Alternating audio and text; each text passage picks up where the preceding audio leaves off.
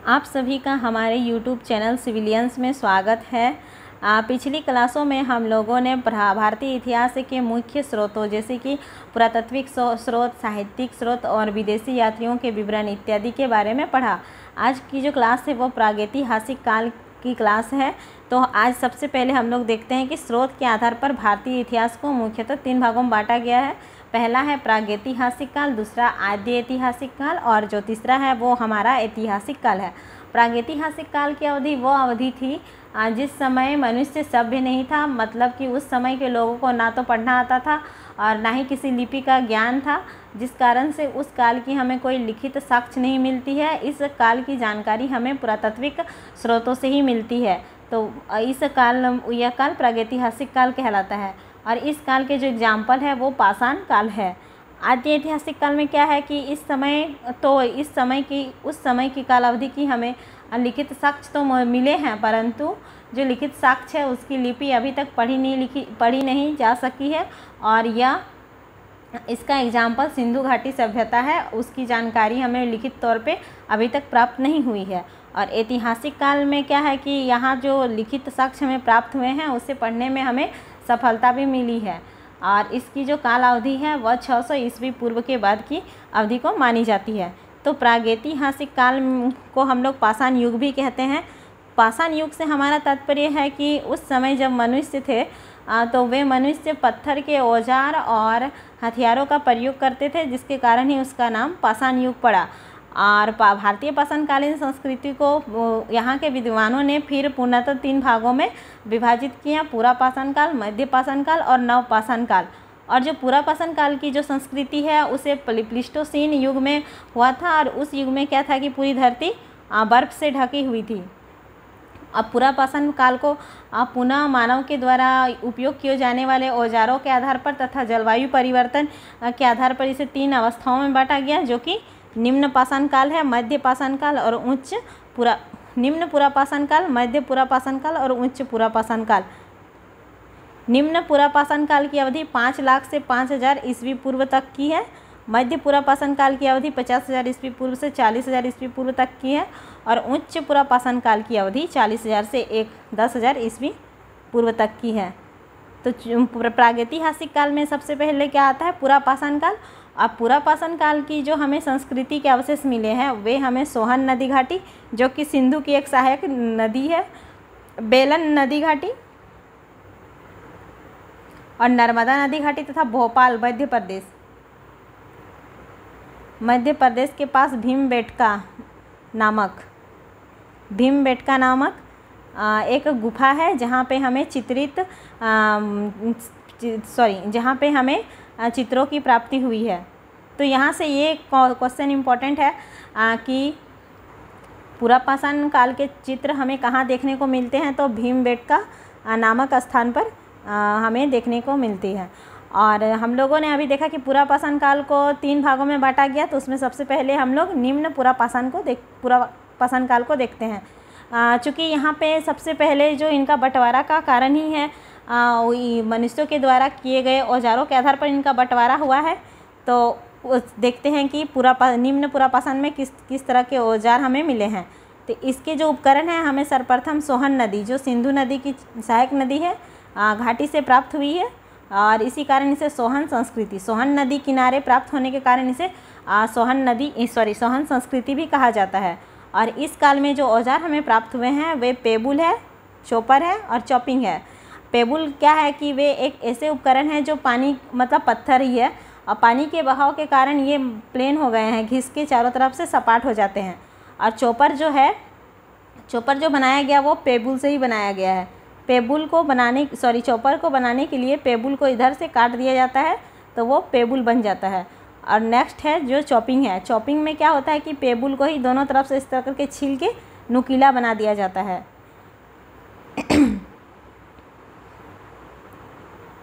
और नर्मदा नदी घाटी में हथनोरा जो पूरा स्थल है वहाँ से सर्वप्रथम मानव खोपड़ी के साक्ष्य मिले हैं। तो यहाँ पे सबसे इम्पोर्टेंट ये है कि पूरा पाषाण के साक्ष्य चित्र हमें कहाँ से मिलते हैं? तो एक तो हो गया भीमबेटका, जो कि मध्य प्रदेश में है, भीमबेटका गुफा। और दूसरा है कि सबसे पहले मनुष्य सर्वप्रथम भारत में मनुष्य के साक्ष्य कहाँ से मिले हैं, तो वो नर्मदा नदी घाटी से मिले हैं। तो क्या था कि पूरा पाषाण काल में उस समय के लोग केवल शिकार करते थे और एक स्थान से दूसरे स्थान केवल घूमते रहते थे। उनका मुख्य पेशा शिकारी करना था, जिसके कारण उन्हें आखेटक या फिर वे खानाबदोश कहलाते थे। मध्य पुरापाषाण काल में क्या है कि इस समय जो उपकरण प्राप्त हुए हैं उसमें फलकों की संख्या अधिक थी। फलकों की संख्या अधिक होने के कारण इसे फलक संस्कृति भी कहा जाता है। और मध्य पुरापाषाण के जो औजार बने हैं वे क्वार्टजाइट नामक पत्थर से बने हैं। उस समय के औजार क्वार्टजाइट नामक पत्थर से बने थे। और इसके साक्ष्य हमें कहाँ से मिले हैं, तो झारखंड में सिंहभूम में, उत्तर प्रदेश में चकिया में, मध्य प्रदेश की भीमबेटका गुफाओं में तथा सोन घाटी में। और नेक्स्ट जो है उच्च पुरापाषाण काल। उच्च पुरापाषाण काल में भी समय के हिसाब से यहाँ के उपकरणों और औजारों में चेंजिंग आया है। यहाँ पे अधिकतर मुख्य प्रमुख पाषाण उपकरण ब्लेड है। और इस काल का जो उपकरण है हमें सोन घाटी, झारखंड और भीमबेटका गुफा से प्राप्त हुआ है। तभी तक हम लोगों ने क्या देखा, पुरापाषाण काल को 3 भागों में बांटा गया। निम्न पाषाण काल, निम्न पुरापाषाण काल,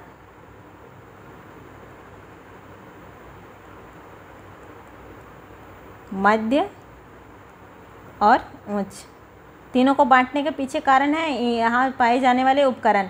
निम्न में 3 तरह के उपकरण पाए गए, पेबुल,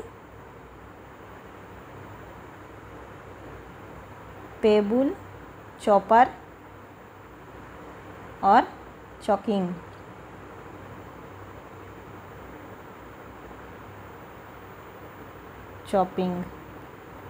मध्य में जो हथियार पाए गए उनमें फलकों की संख्या अधिक थी, जिसके कारण उसे फलक संस्कृति कहा गया, इसे सोहन संस्कृति कहा गया। और इसमें मध्य काल में जो पत्थरों के औजार बने वो मुख्यतः क्वार्टजाइट पत्थर के बने थे। और उच्च में क्या है कि इसमें ब्लेड, मुख्य उपकरण ब्लेड थे। तो यहाँ आप लोग देख सकते हैं पुरापाषाण काल के उपकरण इस तरह के थे। नेक्स्ट जो काल है वो मध्य काल है। समय के हिसाब से मनुष्य धीरे धीरे सभ्य होते गए। और एक मुख्य बात, पुरापाषाण काल में मनुष्यों ने आग की खोज कर ली थी। आग का आविष्कार हो चुका था, परंतु उसका यूज कैसे करना है इन्हें ये ज्ञात नहीं था। आविष्कार हो चुका था परंतु यूज कैसे करना है ये नहीं पता था। समय बीतता गया, मनुष्य धीरे धीरे थोड़ा बहुत सभ्य होते गए। और इस काल के जो उपकरण थे वे अत्यंत छोटे थे, इसलिए इसे माइक्रोलिथ कहा गया। छोटा तो माइक्रो को ही बोला जाता है, इसमें कोई दिक्कत नहीं होगी याद करने में। माइक्रोलिथ भी कहा गया इस काल को। और सर्वप्रथम CL कार्लाइल ने इसमें विंध्य क्षेत्र में लघु उपकरण खोजे हैं। तो मध्य पाषाण काल के उपकरण खोजने वाले CL कार्लाइल हैं। इसको आप लोग इस तरह याद रख सकते हैं कि हम लोग मध्य कलाई में घड़ी पहनते हैं। कुछ भी रिलेट कर लीजिएगा, क्योंकि ना ऐसे याद करने से याद तो आपको भले ही अभी हो जाएगा, लेकिन एग्ज़ाम के टाइम में आप भूल जाइएगा। और रिलेट करके याद कीजिएगा, अपने जीवन के कोई भी चीज़ से आप लोग रिलेट कीजिए, लेकिन रिलेट करके याद कीजिएगा, वो लंबा समय तक याद रहेगा और आप लोग भूलिएगा भी नहीं और एग्ज़ाम में तुरंत टिक भी कर सकिएगा। और इस काल का जो प्रमुख केंद्र है वो बेतवा घाटी, सोन घाटी, कृष्णा घाटी, बेलन घाटी इत्यादि है। आदमगढ़ जो है कि मध्य प्रदेश में और बागोर राजस्थान में है। वहाँ जो हमें साक्ष्य मिले हैं उससे हमें पता चलता है कि उस समय के लोग पशुपालन भी करते थे। तो वहाँ से मिले साक्ष्य पशुपालन को दिखाते हैं। तो आप लोग इसको आदमगढ़ है और ये बागोर है। पशुपालन से आप लोग इस तरह रिलेट कर सकते हैं, जो पशु है वो आदम, जैसे कि भेड़िया को बोलते हैं ना आदमखोर है, आखिर वो तो पशु ही है। उस तरह आदम और पशु कर सकते हैं, या आदमी पशु उस तरह से कर सकते हैं कि आदमगढ़ से हमें पशुपालन के साक्ष्य मिले हैं। और बागोर को आप लोग कुछ भी रिलेट कर लीजिए। और इस काल के लोगों ने सर्वप्रथम कुत्ते को पालतू बनाया। इसके पीछे ये पालतू पशु बनाया, इसके पीछे ये कारण हो सकता है कि पहले लोग केवल शिकार करते थे और खाते थे। और खाते वक्त तो जरूरी नहीं कि सारा खा लेते होंगे, तो वे कुछ छोड़ देते होंगे खाना, जिसके कारण जंगली जानवर उन खानों को खाने के लिए आता होगा। तो उसके साथ साथ कुत्ता भी होता होगा हो सकता है कुत्ता का ये खा खा के डेली डेली आदत बन गया होगा और वे आदमियों के पास रहने लगे होंगे और इस तरह से कुत्ता पालतू पशु बन गया। फिर मध्य प्रदेश के रायसेन जिले में भीमबेटका गुफा, ये भीमबेटका गुफा बहुत इंपॉर्टेंट है। तो भीमबेटका गुफा से भी हमें मध्य पाषाण काल के उपकरण प्राप्त हुए हैं और इस गुफा की खोज वाकनकर के द्वारा किया गया था। और ये भीमबेटका गुफा शैल चित्र के लिए प्रसिद्ध है। अब नेक्स्ट है लेखिया पुरास्थल से सर्वाधिक 17 मानव कंकाल मिले हैं। अब हमें लेखिया नामक स्थल से 17 मानव कंकाल मिले हैं। आप इसे इस तरह से याद कर सकते हैं, मानव कंकाल हम लोग को मिलेगा तो हम लोग देखेंगे, ऊपर से 17 कंकाल मिलेगा तो हम लोग देखेंगे, कहाँ देखेंगे तो हिया देखेंगे। तो आप लोग देख हिया लेख हिया करके कर सकते हैं। इस काल में मानव अस्थि पंजर का सबसे बड़ा अवशेष, और अस्थि पंजर का जो अवशेष हमें मिला है वो प्रतापगढ़, यहाँ प्रतापगढ़ होगा, प्रतापगढ़ उत्तर प्रदेश के सराय नाहर राय तथा महदहा से प्राप्त हुआ है। तो आप लोग इस तरह से इसे याद कर सकते हैं। अस्थि जो है वो हम लोग कहाँ बहाते हैं तो नहर में बहाते हैं, तो इस तरह से लिंक कर सकते हैं। मध्य पाषाण कालीन स्थल सराय नाहर राय से, अब सराय नाहर से हमें अस्थि और सिंह से निर्मित उपकरण मिले हैं। सराय नाहर में अभी हम लोगों ने देखा अस्थि पंजर का अवशेष मिला है और वहाँ सिंह के निर्मित उपकरण में मिले हैं। इसके अतिरिक्त महदहा जहाँ है वहाँ से हमें हड्डी और सिंह के उपकरण के अतिरिक्त आभूषण भी प्राप्त हुए हैं। नेक्स्ट हम लोग देखते हैं, आप लोग देख सकते हैं ये मध्य पाषाण काल के उपकरण बहुत छोटे छोटे हैं। नेक्स्ट है नवपाषाण काल। नवपाषाण काल देखने से पहले थोड़ा देखिए, पूरा पाषाण काल में क्या था। पूरा पाषाण काल, इसमें एक व्यक्ति था या 4 व्यक्ति है मान लीजिए, उनका मुख्य कार्य केवल शिकार करना है और खाना है बस। तो वे लोग अस्थाई निवासी नहीं थे, केवल खाते थे, एक स्थान से दूसरे स्थान घूमते रहते थे। मतलब इस समय सभ्यता का विकास नहीं हुआ था। लेकिन जैसे जैसे समय बीतता गया, भौगोलिक जलवायु परिवर्तन होता गया और क्या हुआ उसके बाद कि नवपाषाण काल जैसे मनुष्य आया तो सबसे पहले मनुष्यों ने यहाँ कृषि करना आरंभ किया। अब वे लोग कृषि करना आरंभ किए। मान लीजिए कि 3 आदमी हैं तो 3 आदमी, मान लीजिए 2 आदमी कृषि कर रहा है तो एक आदमी कोई दूसरा आविष्कार में लगा है कि दूसरा, वो अगर खाली बैठा है कृषि कार्य करने छोड़ के तो वो कोई नया खोज करने लगा। अब ये कृषि कर रहे हैं, मतलब ये अस्थाई हो गए। मतलब अगर कहीं कृषि करे, कोई खेत है तो यहाँ पे वे लोग घर बनाने लगे, तो पहले वे अस्थाई हो गए। अस्थाई हुए तो धीरे धीरे समुदाय का विकास भी होने लगा। जैसे जैसे समुदाय का विकास हुआ वे सभ्य होते गए और यहाँ एक सभ्यता का निर्माण होने लगा।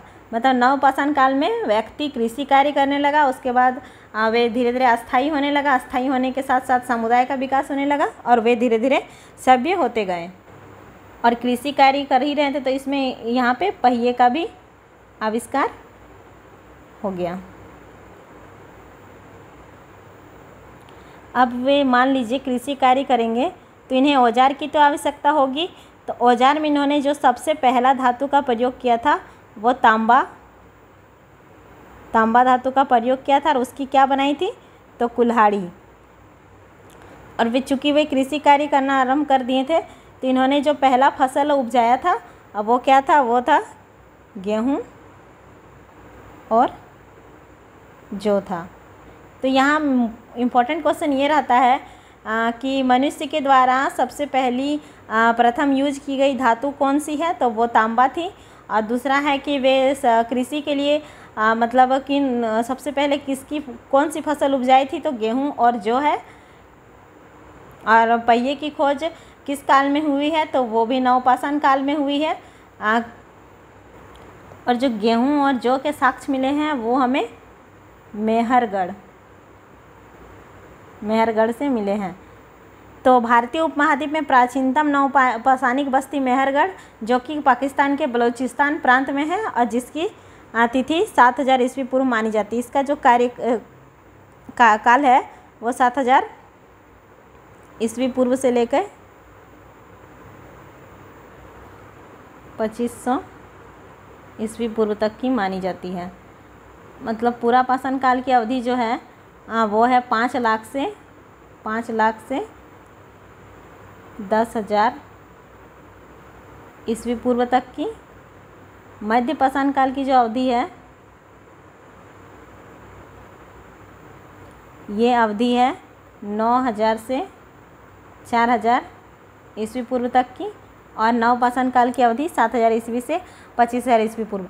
सभी बुक में अलग अलग है, ये एनसीईआरटी की डाटा है, इसलिए आप लोग इसे ध्यान में रखिएगा। जितने भी बुक मिलेंगे सब में अलग अलग डाटा मिलेगा, कहीं एक समान डाटा नहीं मिली है आज तक। तो जो नव पाषाण काल के हमें साक्ष्य मिले हैं वो मेहरगढ़ है, उसके अलावा बेलन घाटी, सोन घाटी और सिंहभूम जो कि झारखंड में है इत्यादि है।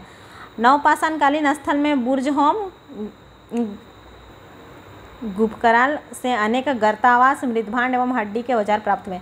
ये क्वेश्चन ये रह सकता है कि गर्तावास, मृदभांड और हड्डी के औजार के साक्ष्य हमें कहाँ प्राप्त हुए नवपाषाण कालीन, तो बुर्जहोम और गुपकराल। बुर्जहोम से गर्तावास और मनुष्य के साथ साथ कुत्ते के दफनाने के साक्ष्य मिले हैं। तो मतलब बुर्जहोम से हमें गर्तावास के साथ साथ मनुष्य के साथ साथ कुत्ता को भी दफनाया गया है, इस तरह का साक्ष्य मिला है। तो कहाँ कुत्ता हम लोग कहाँ मिलेगा और मनुष्य कहाँ मिलेगा, होम में। तो इस तरह से आप लोग याद कर सकते हैं कि बुर्जहोम में मनुष्य और कुत्ता साथ साथ में है। जो बिहार का चिरांद है वहाँ प्रचुर मात्रा में हड्डी का उपकरण भी मिला है जो हिरण के सिंगों से बना हुआ है। कोल्डी हवा जो कि यूपी में है, वहाँ से चावल का प्राचीनतम साक्ष्य प्राप्त हुआ है। तो आप लोग इसको इस तरह से रिलेट कर सकते हैं, जो चावल है, जब चावल हम लोग काटते हैं मतलब ठंडा के टाइम में तो कोल्ड हवा चलता है, तो इस तरह से आप लोग याद कर सकते हैं। और नवपाषाण कालिक संस्कृति बाकी जो संस्कृति आई उससे ज़्यादा विकसित थी, क्योंकि इस समय मनुष्य न केवल केवल खाता था बल्कि वह उत्पादक भी था और कृषि कार्य के साथ साथ वो पशुपालन से भी पूर्णतः परिचित हो चुका था। कृषि और पशुपालन से भी पूर्णतः परिचित हो चुका था, पशुपालन। तो यहाँ क्वेश्चन ये हो सकता है कि कृषि किस काल में चालू हुई है, तो नवपाषाण काल में। पशुपालन भी नवपाषाण काल में। आग की खोज तो प्रथम में हो चुकी थी, परंतु उसका जो यूज करना है वो भी नवपाषाण काल में ही हुआ था। पहिए की खोज जो है वो भी नवपाषाण काल में ही हुई है। अब हम लोग देखते हैं अब क्या क्या अभी तक हो गया वो देखते हैं। तो सबसे पहले पाषाण काल को 3 भागों में बांटा गया। पूरा पाषाण काल, पूरा पाषाण, मध्य पाषाण, नवपाषाण। पूरा पाषाण को पुनः 3 में, निम्न पूरा पाषाण, मध्य पूरा पाषाण, उच्च पूरा पाषाण। इन तीनों को बांटने का आधार औजार था। इसमें हम लोगों ने 3 तरह के औजार देखे। मध्य में जो औजार बनाए गए थे वह मुख्यतः क्वार्टजाइट पत्थर के बने थे और उच्च पाषाण काल में जो उपकरण थे वो ब्लेड थे। मध्य पाषाण काल में हम लोगों ने देखा कि यहाँ में उपकरण बहुत छोटे थे, जिसके कारण इसे माइक्रोलिथिक बोला गया, माइक्रोलिथ भी कहा गया। और इस समय हमें पशुपालन के साक्ष्य मिले जो कि आदमगढ़ और बागौर से मिले।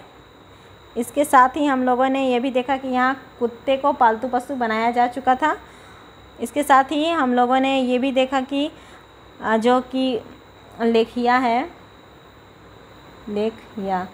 यहाँ से कितने, तो 17 मानव कंकाल की प्राप्ति हुई।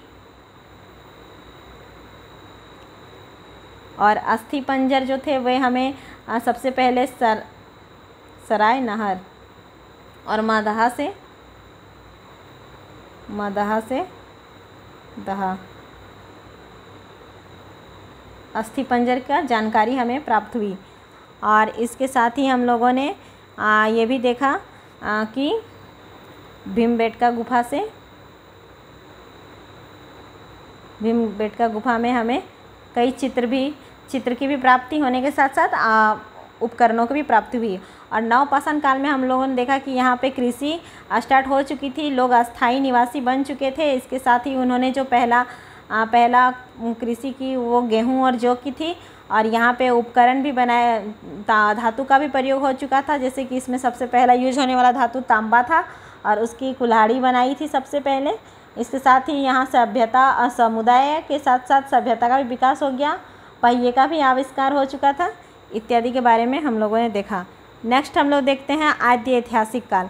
पाषाण युग की समाप्ति के बाद धातुओं का युग प्रारंभ हुआ और इसी युग को आद्य ऐतिहासिक काल या धातु काल भी कहा जाता है। और इस काल की गणना मतलब हड़प्पा संस्कृति और वैदिक संस्कृति की गणना भी इसी काल में की जाती है। और गेरिक और कृष्ण लोहित मृदभांड भी इस काल से ही संबंधित है। गेरिक और लोहित मृदभांड जो प्राप्त हुए हैं वो आद्य ऐतिहासिक काल से ही प्राप्त है।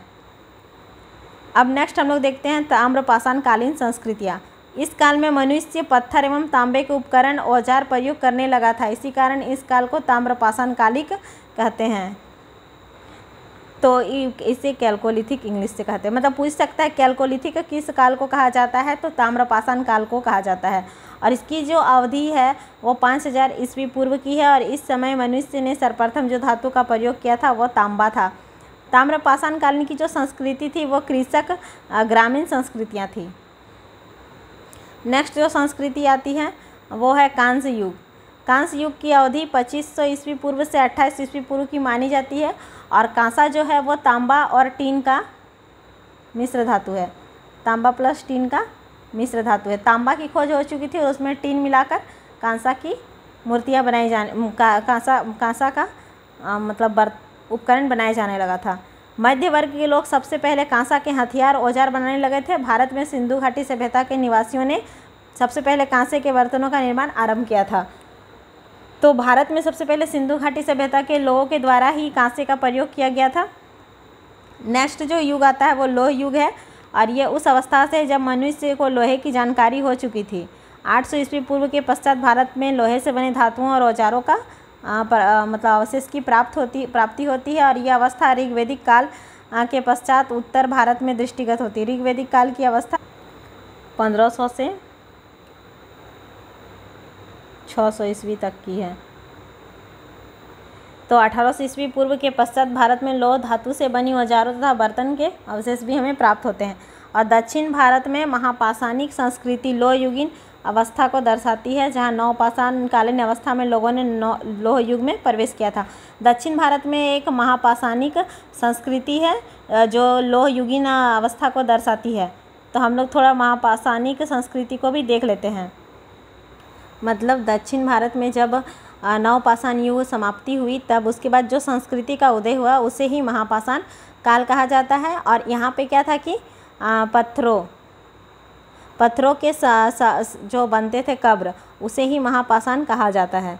और इन कब्रों को महापाषाण इसलिए कहा जाता है क्योंकि ये बड़े बड़े पत्थरों के टुकड़ों से घेरकर बनाया जाता है। और इसके अंदर महापाषाण कब्रों में मुख्यतः मनुष्यों को दफनाया गया। और इसके अंतर्गत मृदभांड और लोहे की वस्तु भी प्राप्त हुई। इस सब प्राप्त होने के पीछे लोगों की मान्यता यह थी कि मरने के बाद शायद उनको परलोक में इन सभी वस्तुओं की आवश्यकता होगी। और महापाषाण से कुछ कब्रों से त्रिशूल भी प्राप्त हुए जिसे भगवान शिव से भी जोड़ा गया। और महापाषाण के लोग जो है प्रायद्वीपीय के सभी ऊंचे भागों में पाया जाता था, लेकिन इनका जो जमाव अधिकतर आंध्र प्रदेश और तमिलनाडु क्षेत्रों से ही प्रतीत होता है। महापाषाण कालिक संस्कृति पाषाणिक संस्कृति का आरंभ 1000 ईस्वी पूर्व माना गया है, लेकिन अधिक मामलों में क्या है कि इसकी जो स्थिति है वो 5वीं सदी से लेकर ईस्वी पूर्व 1ली सदी तक बनी है। तमिलनाडु के जो दक्षिण में लोग रहते थे वे लोग महापाषाणिक मृतकों में क्या करते थे, वे लाल कलश को रखकर गड्ढों में दफनाते थे। इसके अलावा महापाषाणिक लोग धान और रागी की खेती करते थे, परंतु उनकी खेती बहुत ही कम भूमि पर होती थी। मतलब महापाषाणिक नवपाषाण काल के बाद जो दक्षिण भारत में जिस संस्कृति का उदय हुआ वही महापाषाणिक संस्कृति कही जाती है। और ये महापाषाणिक संस्कृति में क्या होता था कि पत्थरों के द्वारा कब्रों का निर्माण किया जाता था। और ये कब्र बहुत ज़्यादा बड़े बड़े पत्थरों से मतलब बने होते थे, जिसके कारण इसे महापाषाण कहा जाता था। और इसके साथ साथ लोग अनेक सारे चीज़ को भी साथ में दफनाते थे, जैसे कि मृदभांड लोहे की वस्तुएं, कहीं कहीं तो त्रिशूल की प्राप्ति हुई है जिसके कारण उसे शिव के साथ भी जोड़ा जाता है। और ऐसे लोगों ने सबसे पहले धान और रागी की खेती की है, परंतु जो खेती होती थी बहुत कम भूमि पे होती थी। और इसके अलावा इसकी जो अवधि है इसको 1000 ईस्वी पूर्व माना गया है। अब हम लोग देखते हैं ऐतिहासिक काल। इतिहास में ऐतिहासिक काल उस अवस्था का बोध होता है जब लोगों ने लिखना आरंभ, जैसे मैंने पहले ही बता चुकी हूँ कि ऐतिहासिक काल ऐसी इसके साक्ष्य हमें लिखित और पुरातात्विक दोनों मिले हैं और सफलता भी प्राप्त हुई है। और इस काल के अंतर्गत वैदिक काल के पश्चात ही इस काल की शुरुआत मानी जाती है। और वैदिक काल वस्तुतः आदि इतिहास और इतिहास के मध्य संक्रमण का काल है। मतलब जो वैदिक काल है वो आद्य इतिहास और ऐतिहासिक काल का संक्रमण काल है। तो नेक्स्ट जो वीडियो होगी उसमें हम लोग देखेंगे सिंधु घाटी सभ्यता और उसके बाद वैदिक सभ्यता को देखेंगे। और इस आज की क्लास की जो PDF है वो हमें हमारे टेलीग्राम चैनल में मिल जाएगी। अगर कोई भी किसी भी प्रकार की परेशानी अगर होती है तो इस नंबर पे कांटेक्ट कीजिएगा। और इसके अलावा जो आज के टॉपिक से जो इम्पोर्टेंट क्वेश्चन बनेंगे मैं एक बार फिर से आप लोगों का रिवीजन करवा दे रही हूँ। सबसे पहले तो भारतीय पुरातत्व का पिता किन्हें कहा जाता है, उसमें एक क्वेश्चन छूट गया है, जिसे भारतीय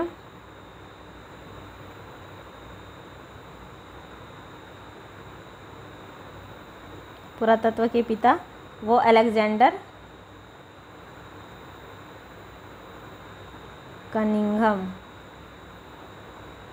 कनिंघम को कहा जाता है।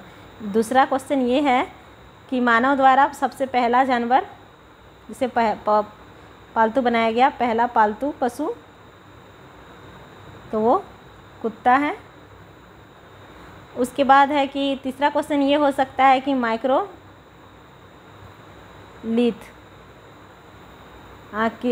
किस काल को कहा जाता है,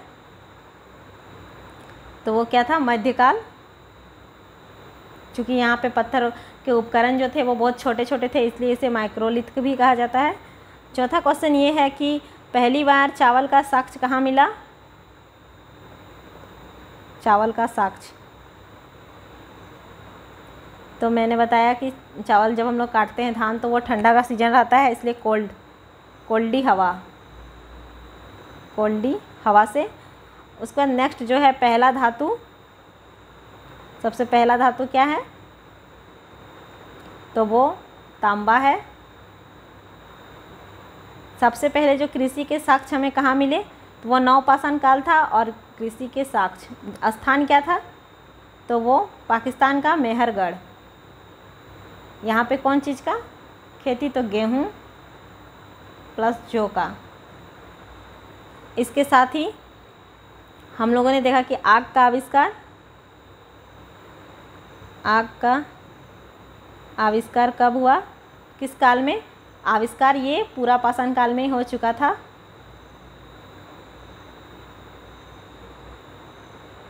पूरा पाषाण काल में ही हो चुका था।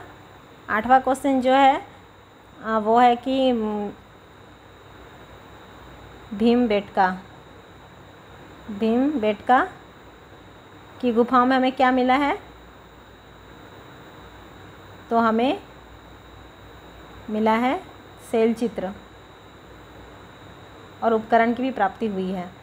इसके अलावा हड्डी से निर्मित आभूषण और अस्थिपंजर, हड्डी से निर्मित आभूषण वो मादाहा, अस्थिपंजर वो था सरायनहर। इसके अलावा मानव का जो साक्ष्य है, मानव का सबसे पहला साक्ष्य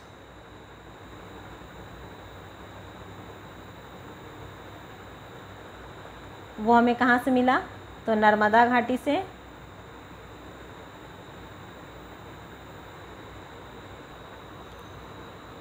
पशुपालन का जो हमें देखा कि पशुपालन के साक्ष्य हमें मध्य पाषाण काल में मिला,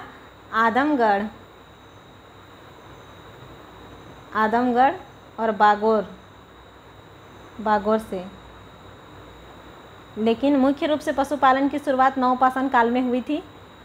इसके अलावा हम लोगों ने देखा कुत्ते के साथ, कुत्ता प्लस मनुष्य को एक साथ दफनाया गया था। वो कहाँ, तो बुर्ज होम में कुत्ता और मनुष्य साथ साथ में रहता है। और हमें मानव कंकाल कहाँ मिले, मानव कंकाल 17 मानव कंकाल हमें मिला था, ज़्यादा कंकाल मिलेगा तो हम लोग देखने जाएंगे। तो लेखिया और जो पूरा पाषाण काल है उसको किस अन्य और एक नाम से जाना जाता है, तो उस समय पूरा पाषाण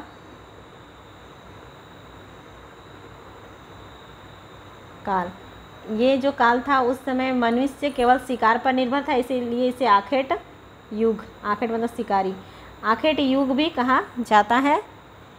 इसके साथ ही और एक क्वेश्चन है जो कि ये है कि पूरा पाषाणकालीन सभ्यता के जनक,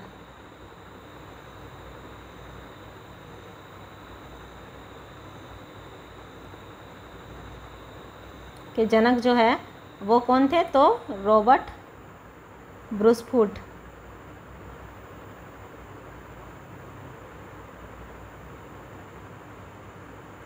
आप लोग एक बार PDF को फिर से दोबारा पढ़ लीजिएगा, मुझे विश्वास है कि आप लोग को याद हो जाएगी।